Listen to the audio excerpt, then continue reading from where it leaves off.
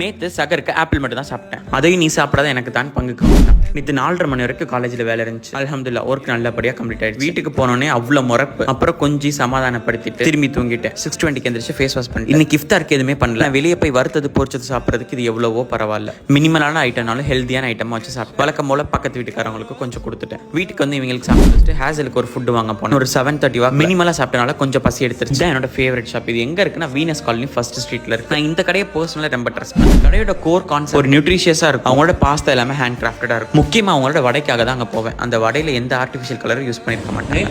இன்னைக்கு எல்லாமே கொஞ்சம் டேஸ்ட் கம்மியாக என்னோட ஐக்யூ லெவலில் வச்சு பார்க்கும்போது குக்கு மாறி இருக்காங்க.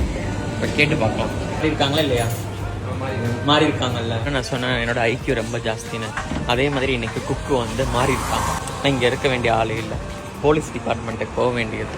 சட்டுப்பட்டு வீட்டுக்கு வந்து தொழுக கிளம்பிட்டேன். இன்னைக்கு ப்ளூ கலர் ட்ரெஸ்னால ப்ளூ கலர் கேப். இசா ஜமாத் மிஸ் பண்ணிட்டேன். லாஸ்ட்ல தான் தொழுதேன். என்னோட water goal at any cost achieve பண்ணிடுறேன். அப்புறம் கொஞ்சம் சைக்கிள் ஓடிட்டு வீட்டுக்கு ஒரு சேடான ஒரு நல்ல காரியத்துக்காக 2 நாள் மட்டும் கொடுத்து உயிரையே உன்ட்ட ஒப்படைக்கிறேன். அதுல நான் ஆனந்த கண்ணீர் தான் பார்க்கணும். தம்பி பாய்.